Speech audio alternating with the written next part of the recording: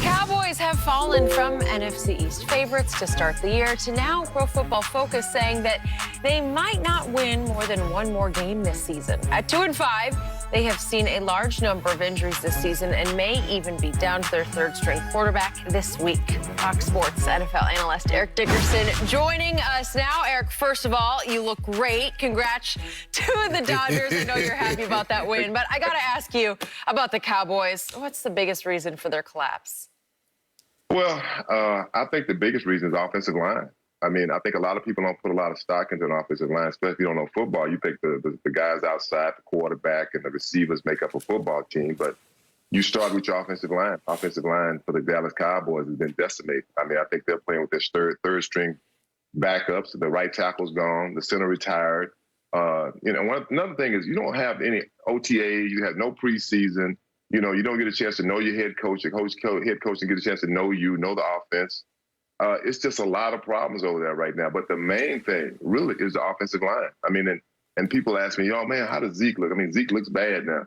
I said, look, it's not Zeke. I've been in that same situation. You know, when you don't have the guys up front, I don't care how great you are, how big you are, how fast you are. If those guys aren't blocking, you can't run. People have a tendency to forget that those are pros on the other side of that ball also. So they're there to stop you. But that's why, for me, when I had great offensive linemen, I would always buy them gift. I mean, I think that's important. I mean, the little money I was making, I was most definitely going to give it to help my offensive line. I really believe the problem right there is the offensive line. I think the collapse, I think they brought into the hype. There's too many excuses, ED. I mean, look, nobody had OTAs. Nobody had mini camps. Everybody had abbreviated training camps. Nobody had preseason games. Basically, everything was Zoom meetings and walkthrough. And this is no excuse. And you look at the defense, okay, Clinton Dix was a big signing. Skip loved that signing. He couldn't even make it out of training camp. Decide Everson Griffin. He's being traded already. Why is that? They bucked the system. They said, what you're trying to impose upon us, Mike Nolan, it does not work. And he said, okay, you're gone and you're gone. Okay, Dontari Poe. I hadn't seen Dontari Poe on the field in at least 2 to 3 games, and if it is, it's for one snap. Gerald McCoy got hurt. So all of the big names that they signed hasn't panned out, and their defense is awful. And we keep blaming. We blame the coach. Because remember last year, ED, it was all about Jason Garrett. Whoa, Jason Garrett. Oh, 8-8 Jason Garrett. He can't motivate. Still, somebody told me Jason Garrett couldn't motivate a bull out of a chute. I was like, what? Skip can't motivate. He said, no. So now they got rid of Jason Garrett. They got rid of Chris Richard. They got rid of Rod Marinelli. They bring in a made man. Skip told me Mike McCarthy, a made man. He made Aaron Rodgers. They got. I didn't say that. They won a Super Bowl together a decade ago. Oh, a decade ago.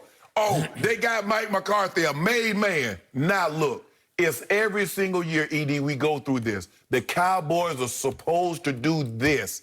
And we evaluate, we look at them, but look at that talent. ED, you've been around, you know it takes more than just talent to win and to win big in this league.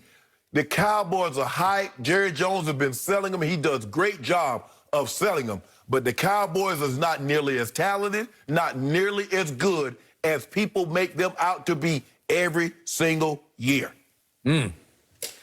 So, I have a question for both of you Hall of Famers.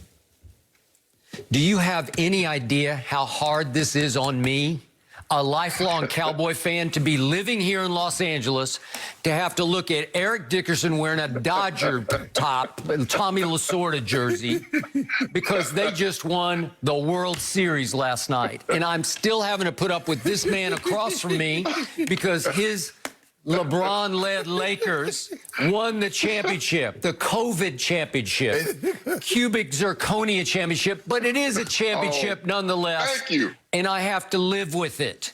And the Rams are starting to look like they got a shot.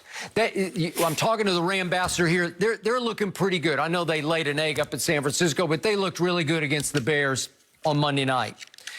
And now I have to live with the team that is historically, inexplicably, all-time bad.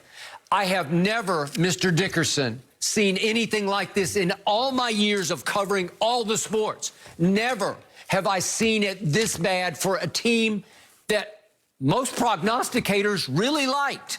Consensus pick to win the NFC East, maybe a 5th or 6th choice among the odds makers to win the Super Bowl. I thought it was a pretty talented team. I said 10 wins. You said maybe 9. You gave them maybe 9. Yep. They don't even compete. It started with the opening drive on opening Sunday night at SoFi against your Rams, Mr. Rambassador. They just took the ball and drove it right down Dallas's throat, and we're up 7-0. And then here we went. Atlanta comes to Jerry World. They're up 20-0 after a quarter, 29-10 at halftime. At Seattle, my team is down 30-15 in the third quarter. Then here come the Browns, who were on and off. They were still struggling, hit and miss.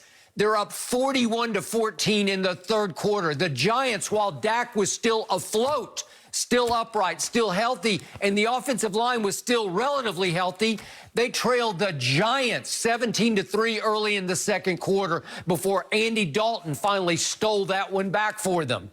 And then Arizona, a Monday night football game, you just quit. You just roll over and play dead.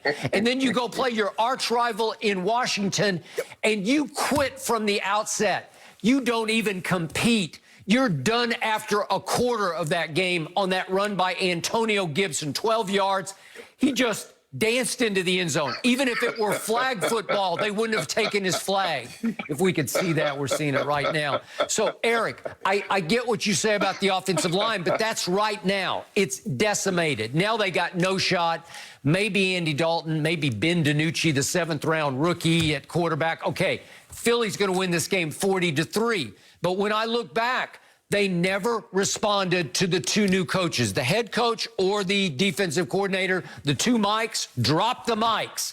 I've said from the start, it just didn't work. Somehow, this team mutinied against both of them, rejected all the teaching and coaching on both sides of the ball because this is all-time bad. Worst defense maybe in the history of pro football, and the offense is running away with turnovers. They lead the league by far in turnovers and in turnover margin because they've only taken it away twice.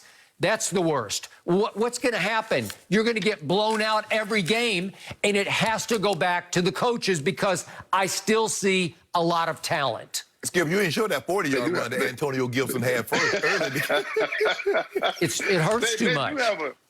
They do have a lot of talent, and you're right. Think about, man, let's go back to Mike McCarthy. Remember Aaron Rodgers? You know, Aaron Rodgers, they didn't get along up there in Green Bay. You see why. I mean, Mike Nolan, his defense, I mean, it is horrible. I mean, one thing is, players that, when you're on the field, you know what's going on. Sometimes coaches won't listen. Yeah. Like, I'm serious. Coaches won't, we're like, Shannon, you know, man, we're out here in the battle. We know what's going on. We know what'll work. We know what they're looking at. They're calling the plays before we even run them. I mean, the Cowboys right now, when you hear the players saying, look, these coaches have us unprepared. They don't know what they're doing. You know, that's a bad sign. When you're losing, everything is magnified. When you're winning, I say this all the time. If you're winning, if you came in, threw a bunch of trash on the floor, and the Cowboys right now was 7-0, everybody be like, man, this is how we win. We just a bunch of guys having a good time. But when you're 1-4? When you're 1-4, I mean, 2-4? Yeah. 2-5, 2-5.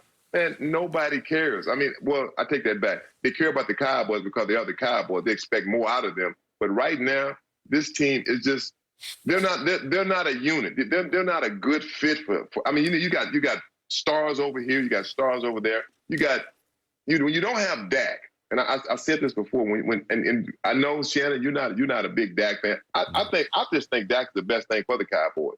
But when you lost Dak, you lost everything right there. I mean, I saw it coming. I mean, when you lost your leader, your quarterback, the guys who they respond to, like that hit they put on Andy Dalton, if that would have been Dak they'd have hit, the whole team would have responded. So, you know, this team is like, hey, man, we're not responding to these coaches, and, you know, we just waiting for the season to be over with. You can tell, you know, they're just waiting for week 16.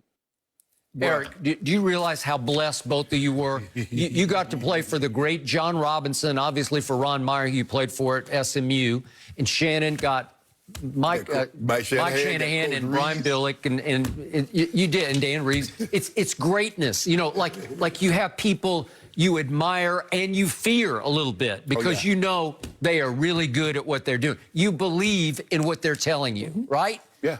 Yep. Yeah, that's true. But Edie, I think the biggest thing for me is that I always played for coaches that ownership stayed out of it. Mr. Bowlen didn't have a radio show. He didn't have a TV show. Art Modell did not have a radio show. He did not have a TV show. So whatever the coaches, I never thought for 1 second that if something happened on the field and the coaches, that I could go upstairs to Mr. B, or I could go upstairs to Art Modell. Where they do that at, Edie? You can't do that. Because if you can circumvent the coach's authority, now the players know that you can do that. Well, he has nothing.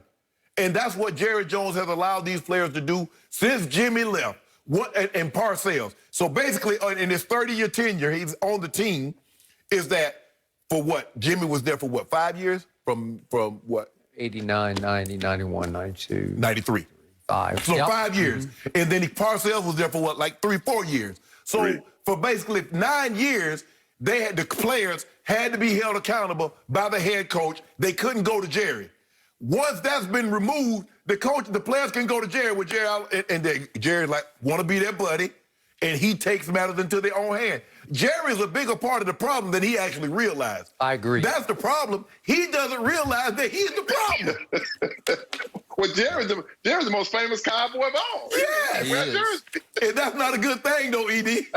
That's not a good thing. I agree. Yeah, and you know what? We're obviously about to have elections here in this country. I wish as fans we could vote Jerry out, but we can't. You can't. We can't remove him. That's the thing. Right?